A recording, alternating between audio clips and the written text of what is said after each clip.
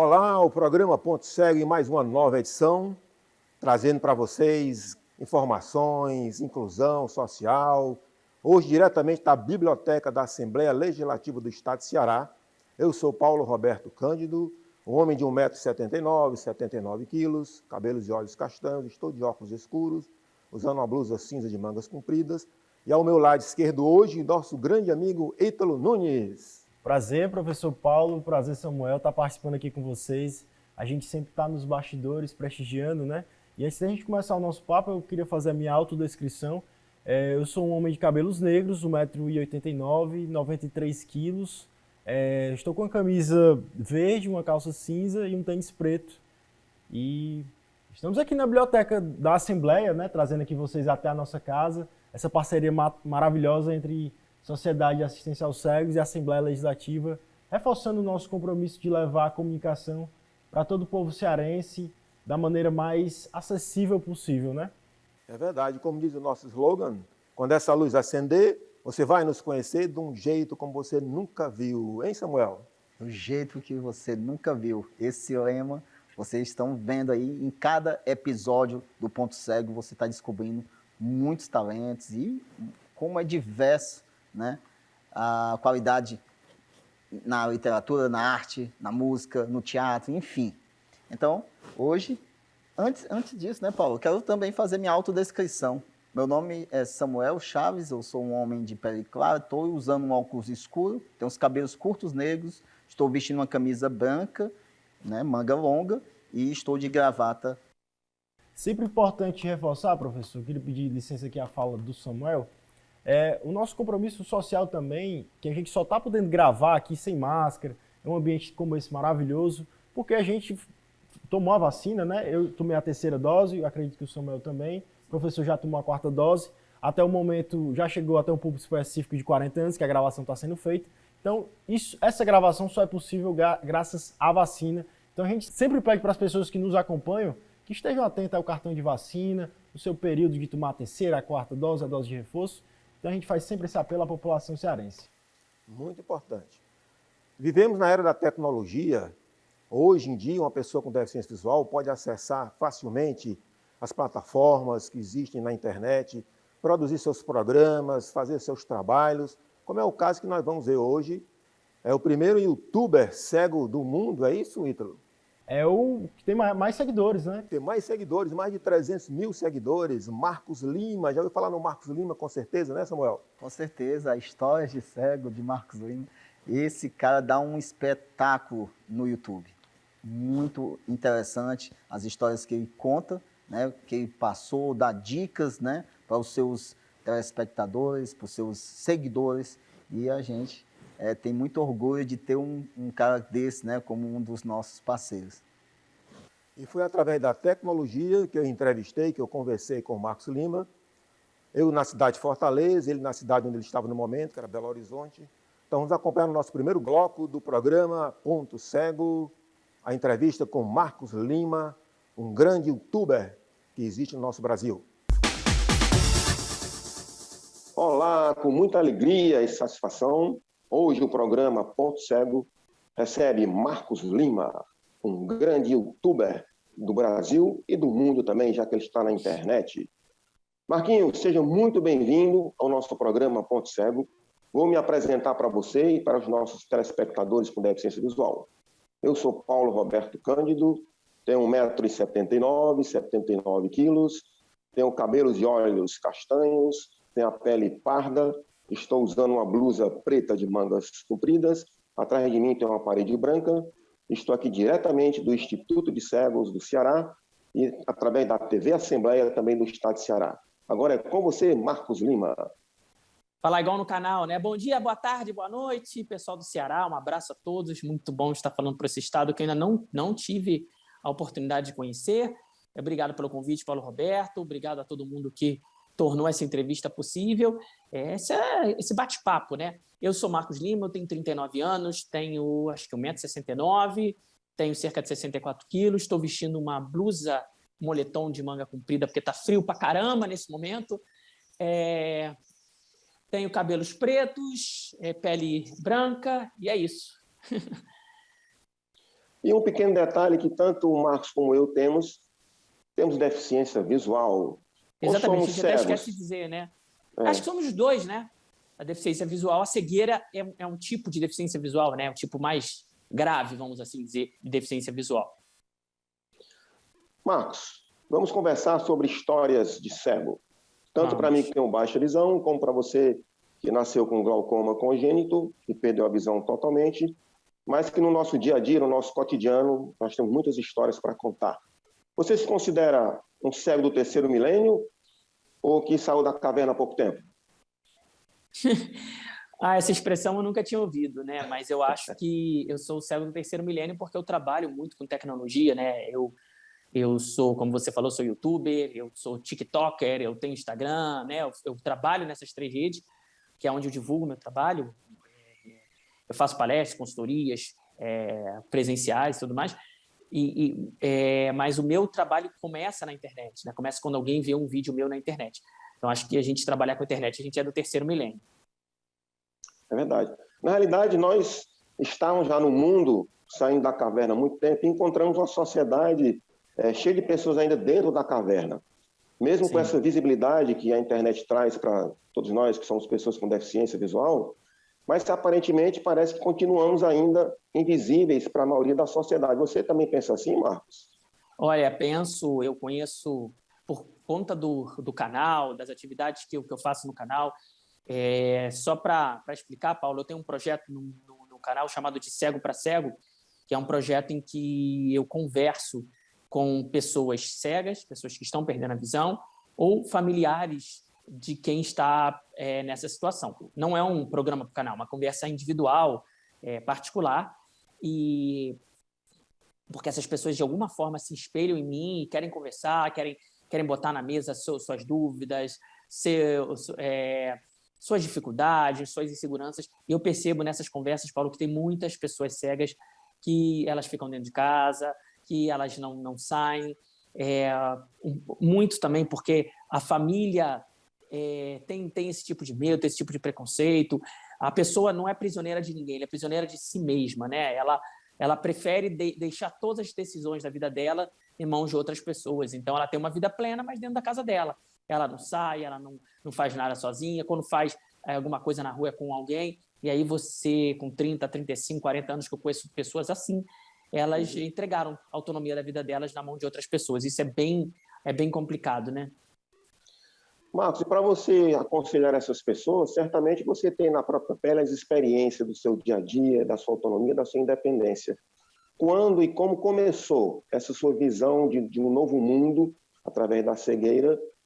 Eu tenho certeza que você enfrentou muitas barreiras, você esteve na universidade, se formou em jornalismo, mas encontrou a época a universidade ainda caminhando nesse processo de inclusão e acessibilidade. Fala um pouquinho para que nossos telespectadores aqui de Ceará e do Brasil e do mundo possam receber de você essas informações neste momento.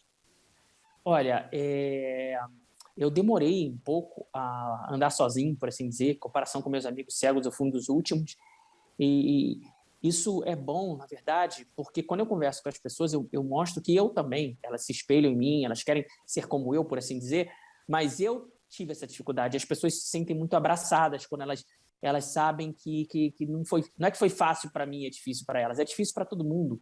É muito mais confortável você ter uma pessoa ao seu lado para te ajudar em tudo, para você pegar um ônibus, para você chegar num banco, para você fazer... Mas o conforto nem sempre é a solução, né? Nem sempre é possível ter o conforto, nem sempre a gente pode optar por essa solução, porque a gente acaba abrindo mão de muita, muita coisa nesse caminho.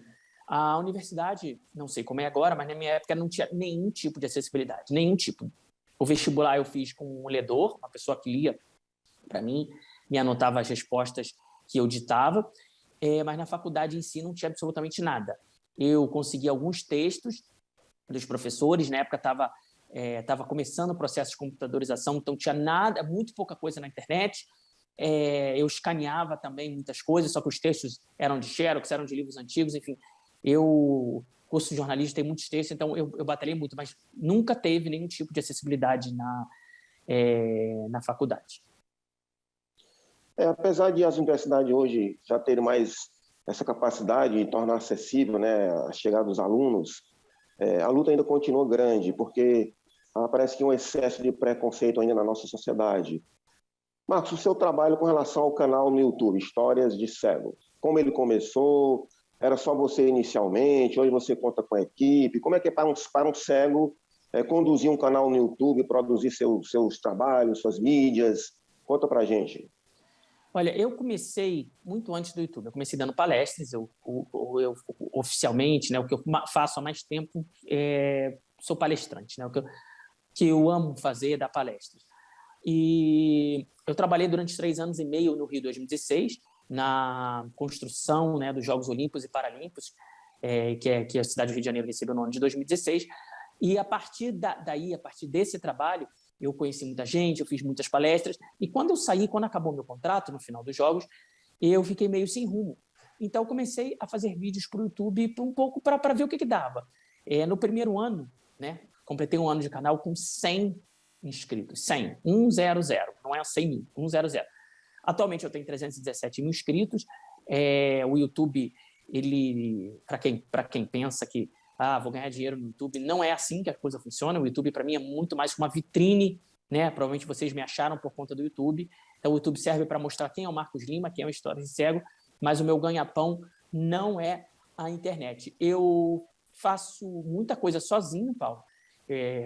Os temas dos meus vídeos sou eu que decido, os roteiros sou eu que faço, as gravações muitas vezes sou eu mesmo que faço. Eu conto com pessoas que me ajudam, mas não nenhum vínculo profissional. As pessoas que me ajudam são do meu círculo de amizade, meu círculo familiar, né? Não são pessoas dedicadas ao projeto do História de Cego. História de Cego não tem nenhum membro pago de equipe. Por vezes eu tenho assim, alguns projetos especiais, eu consigo uma grana para fazer uma edição e tudo mais, mas basicamente a produção dos vídeos sou eu que faço. E através também nos comentários das pessoas que acompanham o seu canal, vai lhe dando pautas para próximas edições, não é isso? O meu canal, quando eu criei, o meu objetivo era mostrar para a sociedade que as pessoas cegas, elas só são cegas, né? Que elas possuem inúmeras outras características, defeitos e qualidades para além da deficiência. E que a deficiência, ela não nos define enquanto pessoa. Ela nos explica em alguns aspectos, sim, por conta da falta de acessibilidade e do preconceito. Mas eu sou Marcos Lima, muitas coisas além de cego. Então, para mostrar isso para a sociedade, eu entendi, Paulo, que a melhor forma era me comunicar com as pessoas. Né? As pessoas não sabem nada sobre a cegueira, assim como a gente não sabe nada sobre deficiências com as quais a gente não convive, é normal. O preconceito, ele não é maldade, ele é falta de conhecimento. E como é que a gente leva conhecimento? A minha intenção foi levar pelo YouTube, agora pelo TikTok, que eu já tenho muito mais visualização do que o YouTube e tudo mais. Levar conhecimento é responder o que as pessoas querem saber, é tornar você mais acessível para as pessoas. A pessoa quer saber como é que cego sonha, se cego enxerga tudo preto, como cego usa o telefone celular, como cegos trabalham, como cego lê os emojis. Então vai ser isso que eu vou levar para as pessoas, porque isso traz as pessoas mais para perto da gente, a gente torna o nosso universo mais acessível para as pessoas, né? A gente fala muito de acessibilidade para a gente levar conhecimento, a gente está dando acessibilidade para as pessoas sobre nós. É verdade. Marcos, inclusive você transformou todas essas histórias de cego em um livro. Você lançou um livro, né, contando as histórias de cego. Você sabe quem foi que fez o prefácio do seu livro? De que forma você escolheu alguém para fazer o prefácio do seu livro? Ou você mesmo prefaciou? O que é que você acha de uma pessoa que possa, por exemplo, ter uma visão capacitista quando vai fazer um prefácio de algum livro que foi escrito por pessoas cegas, ou de algum trabalho que foi realizado por pessoas cegas? Como é a tua visão hoje com relação a isso? Te incomoda as pessoas olharem para você achando que você está se superando, que você é um super-herói, ou você está realmente buscando o seu lugar no espaço da sociedade por seus méritos? Fala um pouquinho sobre esse assunto. Olha, essa visão de que a gente está se superando é uma visão que eu não gosto, mas que é uma visão que não me incomoda. Eu entendo que é um estágio pelo qual a sociedade está passando para ela entender que nós somos capazes. Porque 30 anos atrás, 25 anos atrás, não tinha nem isso de superação. A gente era coitado mesmo, a gente era vítima mesmo e pronto. A superação, pelo menos, as pessoas entendem que a gente pode fazer alguma coisa.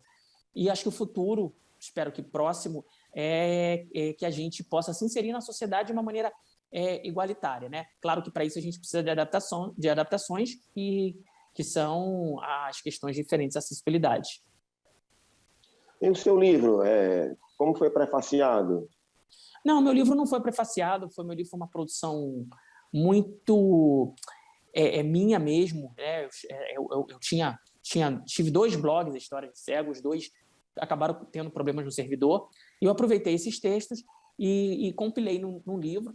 O meu objetivo do livro era levar para as palestras, né? Porque em 2019, por exemplo, eu rodei o Brasil aí, fui inclusive nos Estados Unidos, dei palestras, várias palestras, as pessoas cobravam. A gente quer livro, a gente quer comprar seus livros e tudo mais, não sei o quê, não sei o quê. Eu, tá, beleza. E eu fiz um livro. Quando o livro foi lançado, a pandemia começou. Então, desde então, quase eu não tive palestras presenciais para vender o livro, né? O livro está à venda na internet, tanto em formato papel quanto no formato online, que é um formato acessível, né? Formato e-book, e ele também está numa biblioteca de audiolivros. É o livro do História de Cego, é o primeiro livro totalmente escrito por mim, né? Porque tem muitos livros que são ghostwriters, né? A pessoa conta a sua história para alguém escrever. O meu livro foi escrito por mim, são livros de crônicas, não é a minha história, não é um livro autobiográfico, eu nasci e tudo mais, mas são livros que repercutem algumas coisas da minha vida, algumas experiências que eu fui passando. Verdade. Você, como jornalista formado, mas que é um comunicador de coração, é o que você gosta de fazer, é se comunicar? Sim, exatamente. Esse projeto que você está conhecendo hoje, que é o projeto Ponto Cego, um programa daqui da TV Assembleia do Estado de Ceará, qual a importância que você observa num programa como esse, que traz você, que traz outras pessoas, que traz a gente que faz parte da equipe, pessoas com deficiências visuais produzindo, trazendo pautas, conduzindo pautas, para que outras assembleias aqui do nosso país, para que outros gestores públicos tomem conhecimento como é importante trazer informação, e informação protagonizada por pessoas com deficiências visuais. Isso é muito importante, que dá uma visão diferente para aquelas pessoas que ainda são capacitistas. Olha, eu acho muito importante, eu já dei uma entrevista parecida para a Assembleia de São Paulo, com outra pessoa com deficiência visual, então acho muito importante que a gente se comunique. O bom da internet, a internet tem muitos lados ruins, mas ela tem muitos lados bons, né? E o lado bom é esse, a gente consegue se comunicar. Se não fosse a internet, se não fosse o YouTube, eu não teria um canal com 300 e poucos mil inscritos. Mas, a partir do momento que eu tenho essa possibilidade de me comunicar, eu consigo mostrar quem eu sou. Você, aqui, consegue mostrar quem você é, quem os seus convidados são. E a melhor forma da gente acabar com o preconceito, Paulo, é a gente levando informação à pessoa. E levar informação é também a gente meter a cara. Caramba, os cegos fazem um programa na televisão. Isso muda como as pessoas pensam da gente. E mudar como as pessoas pensam da gente é justamente o que a gente precisa para o preconceito terminar. Isso é verdade. E como eu falei, né, a gente trabalha em equipe, a gente produz o nosso material, não temos o conhecimento científico, mas temos a vontade, a boa vontade, o interesse em contribuir com a sociedade para que ela se torne mais acessível. Marcos, inclusive hoje, quando eu informei, né, aqui no Instituto Cego nós temos uma escola, o Instituto Hélio Góes, onde existem crianças, né, do ensino infantil até o 9º ano do ensino fundamental, e muitas pessoas, quando souberam que eu ia entrevistar você, olha, mande um abraço lá para o Marcos, eu acompanho o canal dele. Então você nem imagina o quanto o seu trabalho no História de Cego vem fazendo essas transformações. Inclusive, um até me pediu para fazer uma pergunta a você, certo? Pode, vamos lá. Aquele vídeo em que você demonstra a acessibilidade de um cego no supermercado através de um carrinho que foi produzido por uma determinada empresa, ele estava me perguntando se aquilo é realidade mesmo, existe mesmo esse carrinho já no supermercado? Olha, essa é uma excelente pergunta. Aquilo foi filmado em maio de 2019, nós estamos aí 3 anos. Aquele experimento era um protótipo no mercado em Santa Catarina. O vídeo foi totalmente real. Eu realmente falei com o carrinho, eu falei uma vez só com o carrinho, ele me levou os produtos. O supermercado era mapeado com alguns produtos, o carrinho ele reconhecia e tudo mais. Mas o que aconteceu, Paulo? Veio a pandemia. Eu acho que a pandemia mudou tudo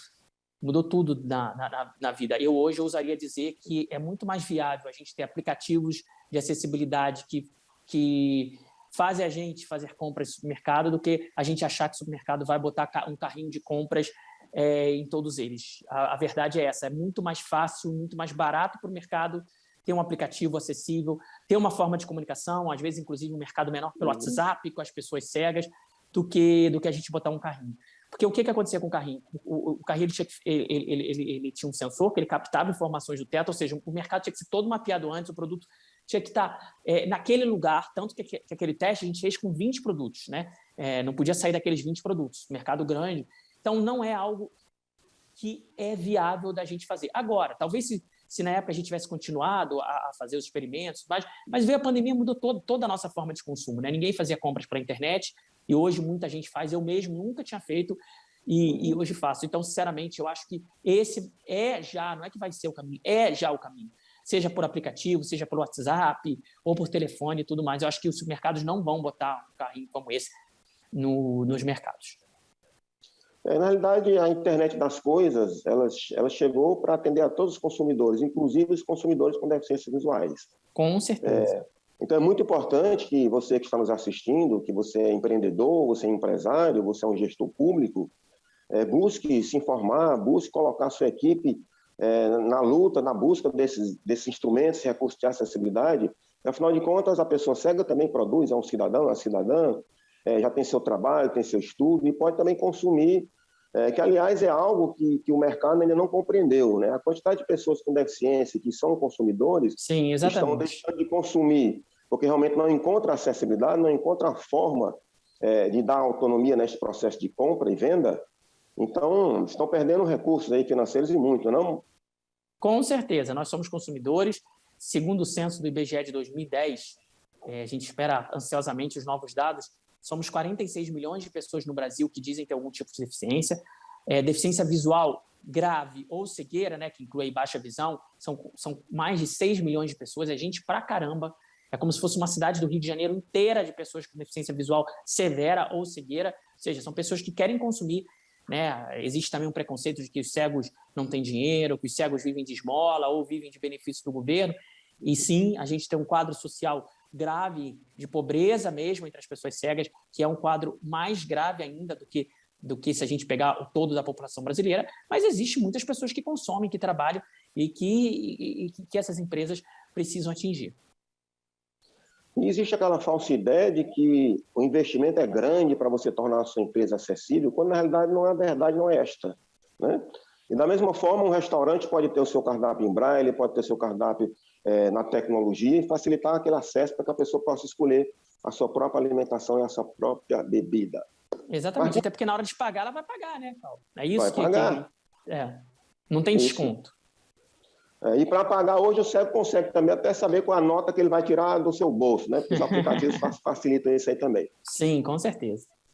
Marquinho, nós podemos ficar aqui um tempão conversando. Já acabou, Paulo? Já acabou, nem já vi o estou tempo vendo aqui. Passar. As minhas assistentes já estão informando que nós temos que tocar o programa Ponto Cego para frente. Eu gostaria que você deixasse aí a sua mensagem para todos os nossos internautas, nossos telespectadores, para que essas novas luzes que estão chegando através do programa Ponto Cego possam alcançar diversos rincões deste país e deste planeta, para que as pessoas cegas possam ser cada vez mais felizes, inclusas e cidadãos produtivos. Olha, o meu recado é que você não deixe a deficiência limitar você. O mundo já limita muito a gente. Não tem jeito. Se a gente se limitar também, já era. Aí não tem. Aí a gente não vai conseguir fazer nada. A gente precisa enfrentar dificuldades, precisa mostrar quem nós somos, seja no mercado de trabalho, seja no convívio social, seja nos nossos relacionamentos. A gente não tem que deixar a deficiência, a cegueira, a baixa visão dominar e definir quem nós somos. É a gente que manda na nossa vida e você que está ouvindo, busca a sua independência. Independência você, a partir do momento que você consegue andar sozinho, fazer suas coisas sozinho, você pode até não fazer, mas uma coisa é não fazer por opção, outra coisa é não fazer porque você não tem outro caminho. É isso, a gente se encontra no Histórias de Cego, seja no YouTube, no Instagram, no TikTok, meu e-mail vou deixar aqui, quem quiser conversar, historiasdecego@gmail.com, mande sua mensagem, obrigado, ponto cego como esse você nunca viu e nem eu. E nós aguardamos você aqui no Ceará para a gente fazer juntos grandes histórias de cego. Valeu, Paulo, um abraço. Valeu, garoto, um forte abraço. Olha, foi muita alegria para todos nós, bastante interessante esse bate-papo que eu tive com o Marcos Lima. Eu, uma pessoa com deficiência visual também, tenho baixa visão, e ele, uma pessoa completamente sem visão, como ele falou aí na entrevista, que perdeu a visão desde muito cedo, inclusive começando um processo de inclusão na própria escola. Ítalo, você que é uma pessoa que não tem deficiência visual, mas que faz parte desse nosso projeto do programa Ponto Cego, Você achou impressionante uma pessoa cega poder ter o seu canal no YouTube, fazer suas atividades e mostrar para o público em geral, né, histórias de cego, para ajudar na acessibilidade e na inclusão? Olha, eu acho a história do Marcos Lima incrível, assim. Ele que é um colega, ele é jornalista por formação, né? Vocês até conversaram sobre os desafios da formação de uma pessoa cega. O Samuel pode falar melhor sobre isso, porque está passando por isso. Em breve será nosso graduado do nosso time. E foi com imensa alegria que a gente conseguiu viabilizar essa entrevista. Eu consegui o contato dele a partir de um podcast do Rafinha Bastos. Entrevista muito bem-humorada e que, como vocês conversaram na entrevista, que foge um pouco dessa questão capacitista, né? A gente não está vendo ali um cego, a gente está vendo um youtuber, um comunicador que também é cego e traz essas histórias peculiares da rotina de um cego, que, como ele mesmo disse, né?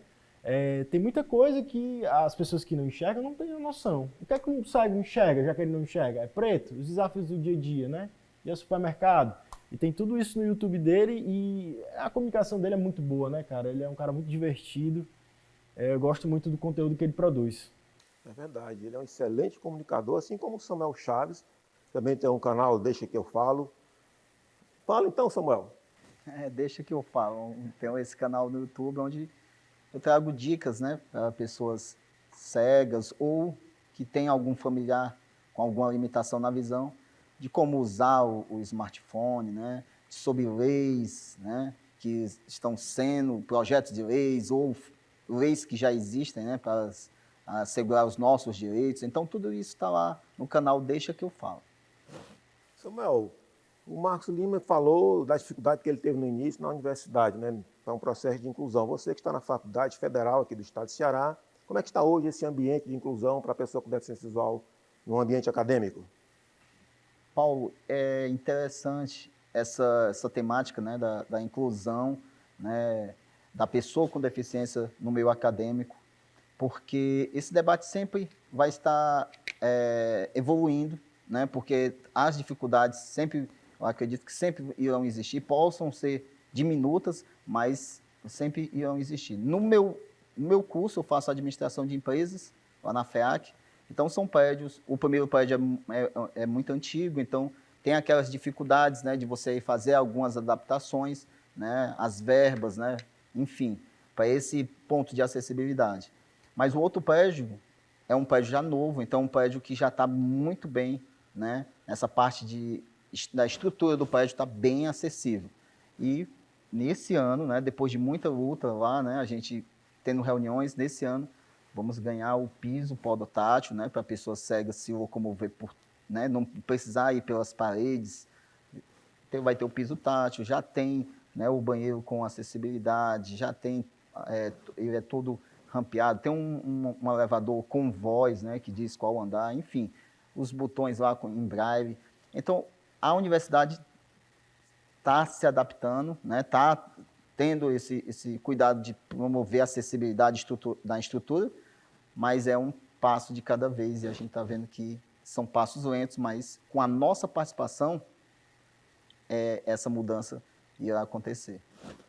É verdade. Eu acompanhei desde o início na Universidade Federal do Ceará, foi uma das primeiras universidades no Brasil a criar dentro da própria universidade um núcleo, uma secretaria de apoio à inclusão e acessibilidade. Parabéns a todos que fazem parte deste projeto. Deixa eu te fazer uma pergunta. Você se relacionaria com uma pessoa com deficiência? Respondeu rápido ou parou para pensar? As pessoas sem deficiência ainda têm muito preconceito em se relacionar com uma pessoa com deficiência. Vou contar algumas histórias que já aconteceram comigo. Uma vez eu tava na praia, Floripa, toda linda, tava com a galera, tava com a Hillary, meu cão guia, bateu a fome e resolvi comer um milho numa barraca que tava bem próxima da gente. Como tava próximo, não coloquei o arreio na Hillary, logo quem olhava pra mim não percebia que eu era deficiente visual. Se aproximou um rapaz, chaveca aqui, chaveca ali, falei que tava no hostel, ele também, que ele tava com a galera lá, vamos juntar todo mundo.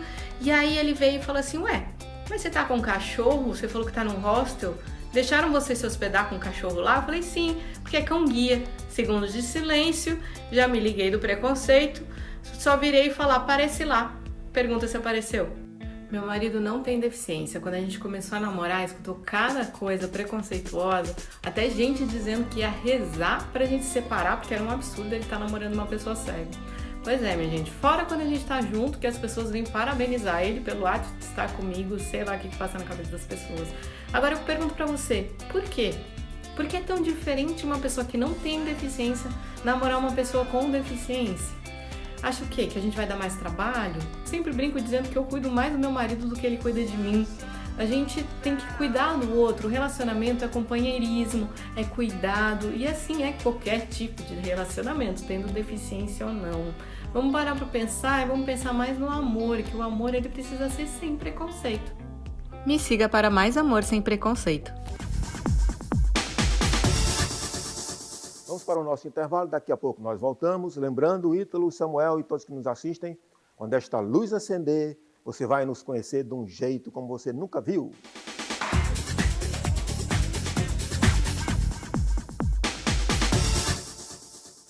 Muito obrigado, porque você permaneceu aí firme e forte, acompanhando o nosso programa Ponto Cego, um programa que veio para demonstrar que a pessoa, mesmo com alguma deficiência, alguma limitação, ela não pode ficar sem a sua plena cidadania.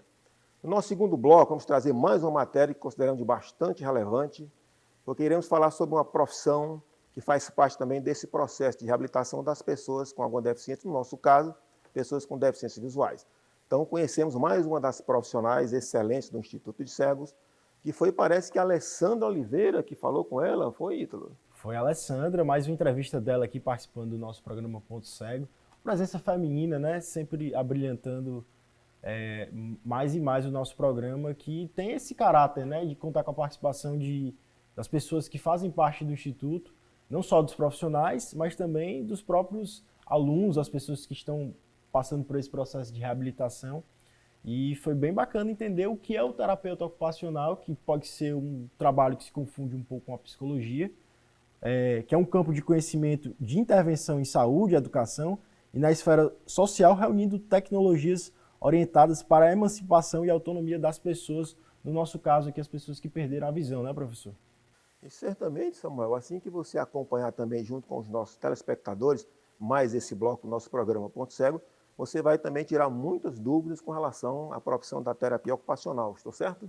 Sim, sim. Conheço a Lúcia, lá do Instituto. Vejo como ela é muito requisitada e tem assim, a opinião sobre o trabalho dela. Ela é muito bem, né, bem falada lá entre os reabilitandos. Então, vamos lá, né, Paulo? Vamos assistir essa entrevista da Alessandra Oliveira. Com certeza. E aqui, durante o nosso programa, vão aparecer, além de mulheres, homens, crianças, jovens, adultos, muitas pessoas com deficiências visuais, demonstrando a sua total capacidade de comunicação e de interação. Vamos acompanhar, então, a matéria que a Alessandra Oliveira fez com a doutora Lúcia Aguiar. Olá, meu nome é Alessandra Oliveira, eu sou deficiente visual baixa visão e eu estou sentada em uma cadeira de vestido preto, óculos escuros, sou morena, cabelos pretos na altura dos ombros e atrás de mim tem uma estante com vários DVDs, uma TV e temos também algumas almofadas. Hoje estamos aqui com a terapeuta ocupacional Lúcia Aguiar. Seja muito bem-vinda ao nosso programa, Lúcia. Obrigada. Lúcia, já que estamos aqui no programa Ponto Cego, fala pra gente um pouquinho como funciona a terapia ocupacional e há quanto tempo você vem fazendo esse trabalho? Bem, Alessandra, já estou aqui há 20 anos, né? Trabalho aqui com crianças desde 0 ano até adolescente, mas já fiz um trabalho também com as pessoas da terceira idade. Então, assim, o trabalho ele é inserido em cima da criança pequena, em cima do desenvolvimento motor, né? A criança com baixa visão ou então deficiência visual total, ela tem dificuldade de acompanhar o desenvolvimento motor normal de uma criança, porque a visão tira isso, né? Então, assim, a gente faz todo esse trabalho do desenvolvimento psicomotor, o rolar, o sentar, o engatinhar. Geralmente a criança com deficiência visual, ela não engatinha por falta de vivências. Então esse trabalho todo é feito com a gente aqui. Certo. E existe um tempo específico? Quanto tempo dura esse atendimento? Assim, depende, né? Cada aluno, o paciente, assim, tem o seu tempo. Mas geralmente quando começa desde bebê, a gente acompanha até a fase adulta, né? Certo. Porque assim, tem a questão das AVDs, a atividade de vida prática. Então, todo esse trabalho eles têm que vivenciar. E esse trabalho foi eu que faço, né, com eles. Já inicio desde pequeno, a família tem que trabalhar junto comigo, né? Que assim o retorno é bem melhor. E abrange um grupo específico de crianças até a fase, né, idosa? Pronto, sim. A gente começa aqui desde pequeno, como eu falei, e vai até a terceira idade. E também a gente atende aqui pessoas com cegueiras adquiridas, que já vêm com dificuldade na questão das atividades de vida diária e das atividades de vida prática.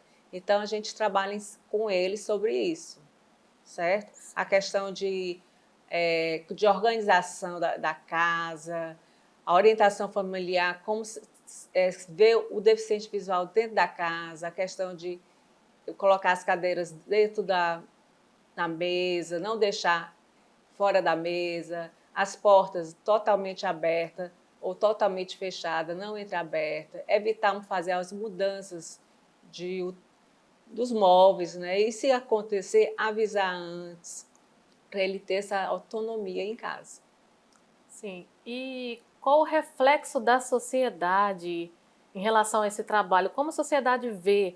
Existe uma boa procura ou as pessoas ainda têm receio de procurar esse atendimento? Assim, geralmente quem encaminha para a gente é o oftalmologista ou então o neurologista, né? No caso aqui da deficiência visual, que o nosso foco é a deficiência visual, geralmente o oftalmologista encaminha para o nosso trabalho aqui no setor de prevenção, que é o nome do nosso setor, né? Então, ele é acompanhado desde pequeno até a fase adulta. Aí, a cegueira adquirida, já que são pessoas mais adultas, a própria instituição encaminha para o setor e a gente tem uma conversa sobre as atividades de vida diária e as atividades de vida prática, que às vezes é só uma questão de organização, porque como ele já sabe como fazer, é só adaptar. Por exemplo, uma questão de roupa, usar a etiqueta atrás da roupa como referência para usar do lado certo, né? A questão de comida no prato, a gente utiliza como se fosse um relógio, aí a gente dá a referência de um relógio dos pontos principais, 12, 6, 9 e 3, aí para a questão da alimentação, você vai e divide. Aí coloca 12 horas, coloca feijão, 3 horas, bota o arroz, o macarrão, o de 6 horas, e os legumes a partir de 9 horas. Então, ele fica mais organizado para ele se alimentar. Muito interessante.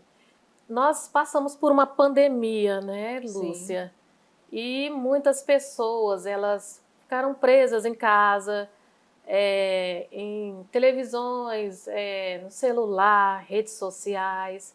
E isso acarretou muitas doenças, né? Sim. E, por exemplo, como a depressão, né, a síndrome do pânico. Então, como a pandemia ela já amenizou um pouco, né? Eu gostaria que você deixasse uma mensagem, né, para as pessoas que ainda têm medo de sair.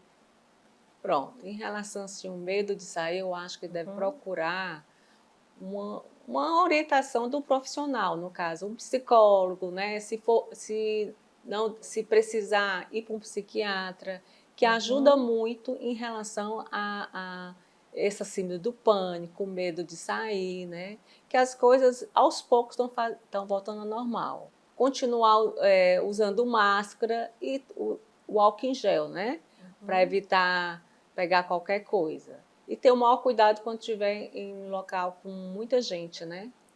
E sempre procurar uma ajuda de algum profissional adequado. E nesses seus atendimentos, existe algum fato que te marcou?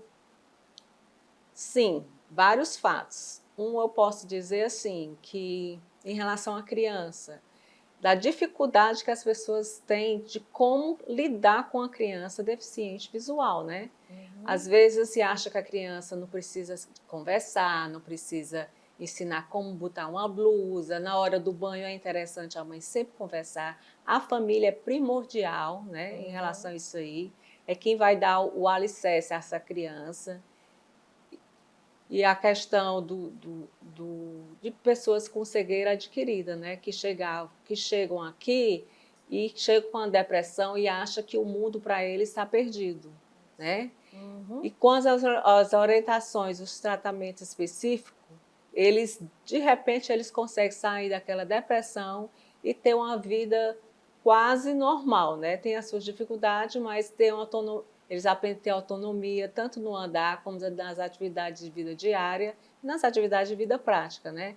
Então, eles já mudam o seu olhar quando chegam aqui, depois de algum tempo, né? Convivendo com outros colegas, né? Já vê o mundo de forma diferente. Então, ali não acabou, né? E o apoio da família, O né? apoio da fundamental, família é essencial. né? Dos amigos é Com fundamental. certeza. Né?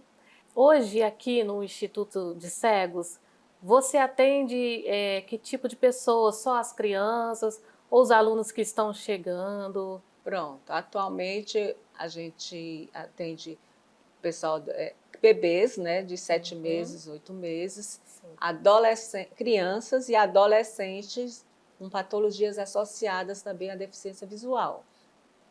Também é atendido pela gente. E, para encerrar, Lúcia, em relação à pandemia, você acha que afetou os atendimentos? Aquelas pessoas que estavam sendo atendidas, né, e teve que parar. Como ficou esse atendimento? Ficou remoto? Ou você parou e as pessoas vão ter que retomar esse atendimento? Nós damos continuidade ao atendimento remoto, né? Mas tivemos muita dificuldade, porque para o deficiente visual é muito difícil, né? E a gente tem que trabalhar sempre com concreto, né? Então, assim, tinha necessidade da família estar presente para colaborar com a gente, mas, assim, a gente trabalhou de maneira mais sucinta, porque não dava para a gente trabalhar do jeito que a gente faz pessoalmente, né? Então, assim, houve essa perda, mas agora, que retornamos, estamos dando continuidade aonde foi quebrado esse nosso trabalho. Parabéns, Lúcia, pelo seu trabalho e muito obrigada pela sua participação aqui no programa Ponto Cego. Eu que agradeço a oportunidade e também poder falar da importância da terapia ocupacional na vida do deficiente visual. E é com você, Paulo. Como nós afirmamos antes, uma matéria bem interessante para tirar dúvidas. Qual é a diferença entre a terapia ocupacional, a fisioterapia? Qual é o papel da psicologia em todo esse processo de reabilitação? Eu fiquei bastante satisfeito. Você conseguiu tirar, Samuel, suas dúvidas? Demais, Paulo, demais. Bem interessante, rico em informações, né? Vocês aí que estão acompanhando o Ponto Cego, vocês se deliciaram, né? Com tantas informações vindas aí da entrevista com Lúcia Aguiar. Eu, pelo menos, fiquei aqui impressionado. Ítalo, nós estamos vivendo num momento em que a saúde está sendo muito observada, muito buscada, questionada, enfim, por causa da pandemia, né? Outros assuntos também estão em voga com relação à saúde. Eu queria falar contigo que recentemente houve um processo de exclusão de certos atendimentos na área da terapia ocupacional, da fisioterapia, da fonoaudiologia, em relação ao atendimento da pessoa com deficiência, crianças, jovens e adultos. Você acha importante que médicos, né, gestores, administradores, parlamentares compreendam a importância que é atender essas crianças em todos os seus atendimentos? Inclusive, professor, só parabenizar a Alessandra pela matéria e pela Lúcia pelo trabalho realizado no Instituto. Sempre bom a gente conhecer mais dessas profissões que podem nos ajudar a ter mais qualidade de vida, não só para a pessoa com deficiência, mas também para todas as pessoas que todos nós temos as nossas complexidades como ser humano, e esses profissionais nos ajudam a ter mais qualidade de vida e achar um caminho. Agora, em relação a essa questão do plano de saúde, a gente tem acompanhado com muita preocupação essa restrição, né, que tem tido, também a própria qualidade do serviço oferecido. A gente tem realizado muitas matérias nos nossos jornais cotidianos em relação a isso, consultado Ministério Público, PROCON, OAB também tem monitorado, tem sido nossos parceiros em relação a isso. E é uma questão que a gente vê com muita preocupação, né? Porque a gente já vive um problema muito grande na saúde, que é a pandemia, que tem gerado sequelas das pessoas, e a gente não sabe as sequelas que podem vir ao longo dos anos, já que é uma doença nova, e gera muita preocupação e angústia, né?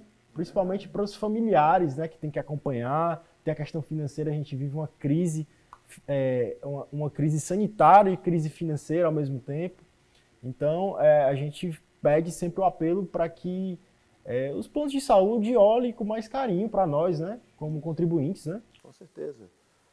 E Samuel, a gente sabe que nas cidades do mundo inteiro a violência aumentou, então pessoas estão tendo mais acidentes, né, e ficando pessoas com deficiências também. Então é importante que a gente fale para essas pessoas que a vida ninguém sabe o dia de amanhã. Por isso que você faz hoje por qualquer pessoa, por qualquer cidadão, poderá ser aquilo lá na frente que você vai precisar para você mesmo, né? Correto. Assim, eu tiro pela minha pessoa, né? Eu adquiri essa perda da visão na fase adulta, né? Devido a uma patologia, né, que atingiu o meu cérebro, então afetou a minha vista, né? Então, assim, antes disso, eu não tinha uma percepção sobre muitas das coisas que eu percebo hoje, que eu preciso hoje, né? Então, assim, em cima desse ponto, né, que os gestores, né, de plano de saúde possam analisar, né, um contexto geral, né, do como está o nosso país, né, e ver que todos esses pacientes, né, esses clientes, né, que dependem dessas terapias, dessas fisioterapias ou desses atendimentos, eles não podem ficar sem, né? A restrição desse atendimento pode gerar até uma evolução na patologia, né? Gerando que a criança ou o adulto possa ter um comprometimento maior, né, das suas atividades. Né, Paulo? Isso. Então, um recado aqui para toda a sociedade brasileira e mundial. Quando a luz da sua responsabilidade social acender, nós queremos ver você junto conosco nesse processo de reabilitação, de inclusão, de inserção social de todas as pessoas que têm direito à alegria, felicidade, saúde, educação, progresso moral e social. Professor, um prazer participar do programa aqui com vocês, viu? Agradeço o convite, eu estou sempre aqui atrás das câmeras, os nossos colegas cinegrafistas, que sem eles a gente não seria possível. É um programa muito prazeroso, apesar de difícil, né? Porque nós temos as nossas limitações de estrutura e tem as questões também de vocês, as limitações, a questão de mobilidade e tudo, mas a gente sempre tenta superar com muito carinho, a gente vai se acertando e fico feliz de estar contribuindo hoje aqui como uma pessoa que enxerga, né? Tentando entender também de vocês e contribuir com o produto para que a sociedade possa refletir em relação a pessoa cega e também para as pessoas cegas, né? Um programa para todos, né? De repente uma família tem uma pessoa que não enxerga, como vocês têm, né? Então é um programa e tem um deficiente e as outras pessoas da família não são, então é um programa para todos. Fico feliz de estar trazendo o Marcos Lima aqui, trazendo um bloco para a gente refletir sobre saúde, um terapeuta ocupacional. Então foi um prazer, estou aqui à disposição de vocês, tá bom? Claro, será sempre bem-vindo, afinal de contas você está desde o início do programa, ponto cego desse projeto, né, trabalhando nos bastidores e agora aqui participando diante das nossas câmeras. Quero mandar um abraço para o Rafael também, para a Alessandra Oliveira, nossos repórteres, que também já participaram de algumas edições. E você, Samuel, gostou demais dessa edição? Essa edição está maravilhosa. Agradeço a todos vocês que estão conosco, né, nesses episódios anteriores e até aqui, até o finalzinho desse. Né, foi um espetáculo, né? A gente aprendeu muito aí sobre saúde com a Lúcia Aguiar e vimos essa matéria maravilhosa também com o Marcos Lima. E não esqueçam, todos os domingos, a partir das 7h45 da manhã, o programa Ponto Cego estará novamente de volta na TV Assembleia. Até o nosso próximo encontro. Valeu, galera! Tudo vai mudar.